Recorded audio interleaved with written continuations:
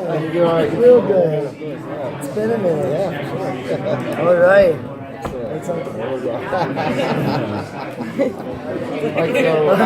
Penguin's back in town. Yes. At the club. About time. Yeah, for sure. So how's that going to change your relationship with the characters like St. Jim or You know, one would think that the Riddler would be obviously the Penguin's main nemesis, especially after everything happened last year and the fact that he shot me and then I froze him and blah blah blah. But actually, the Penguin starts to insinuate himself into the GCPD and into basically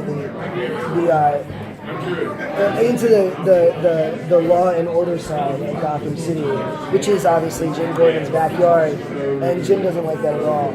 So you see the fact that now Jim Gordon is almost more of a nemesis to Penguin than the Riddler is. So yeah, so there any sort of like friendship or trust that Jim and Penguin had is completely gone at this point, and they're building I think to like a major conflict between the two of them. Yeah. And a very funny and enjoyable relationship Penguin had was with Ivy.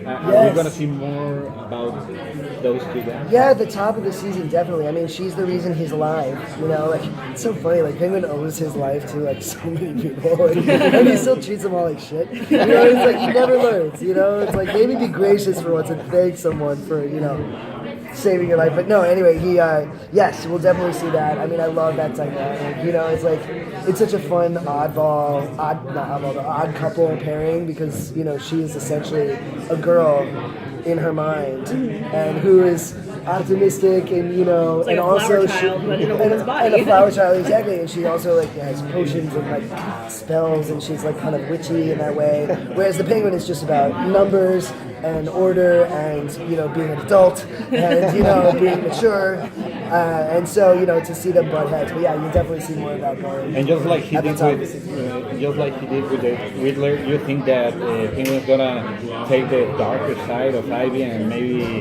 a step to become Poison Ivy? Well, I think Ivy is doing that herself. Like, Ivy has a desire, just the fact that she saved Penguin and the fact that she helped him in unexpected ways at the end of season 3, she has a desire. She's looking for her own identity.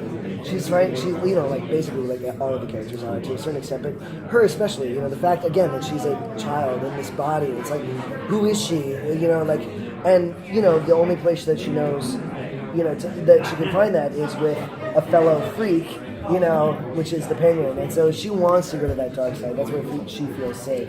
So I don't think she needs, I mean, obviously she seeks out help from Penguin, but she was well on her way, on her own, on her own regard. Yeah. Robin, when Oswald was born to be the major, how fun was it for you to play kind of like a trunk? Oh my God, it was really. It was really exciting experience because again, and I've said this a million times, but like comic books reflect the times in which they're written, and our show is no different. It reflects the time in which it's written, and any chance that you have to tie this fantastic supernatural world to the world that we live in, there are lessons to be learned there. It's like you can look at what's happening in the world through a different lens and understand things about it maybe even more clearly than you could before. The fact that we had that opportunity was great. But I will say, after the actual election happened, it was so unexpected, and to a certain extent, it almost felt, it almost felt, gross. You know what I mean? It's like almost like I almost felt like I felt more repugnant to my own character that I'm playing than I did when he murdered an innocent people. Strong words. One of the things I really liked was the back and forth that you and the Riddler had, particularly when you were both imprisoned and had to come to a truce to get out. How much of that was something that you guys were able to develop because you have worked so well together in the past? Yeah, well, that really started and ended with the writers. They're the ones who have picked up on. They're the ones who picked up on the dynamic that the Riddler and Penguin have in season 1, and they knew that they wanted to flesh that out. And through subsequent seasons, all that culminated in last season, we saw where they went with that. But yeah, I love that unexpectedness, and also like I love that about our show in the sense that like these characters have to, fight, break up, realign back together. It's like it's such a ruthless, cutthroat city that you need to have allies and you need to have enemies, and allegiances are constantly shifting and changing. And I think it's inevitable because both of them define each other in so many ways. The Riddler and the Penguin.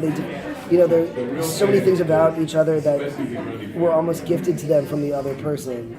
They've learned so much about who they are through being friends with the other person that I think it would be almost impossible to have them exist in separate universes in the same city. Like they're definitely going to come back together in some regard, and whether it's in an alliance or in more acrimony remains to be seen. But it's always nobody good. stays dead in Gotham anyway. Exactly. So it's like, Come on, it's we're comic gonna kill book. you and you're like, come back. Lighten up. Doesn't even matter. Yeah, like, right. Yeah, they're always exactly. going to be around in some regard. Exactly. It's like when I was on The Walking Dead, and let me tell you, there's a lot more job security in Gotham. Yeah. Thank you guys. Awesome, guys. Thank you. Thank you so much.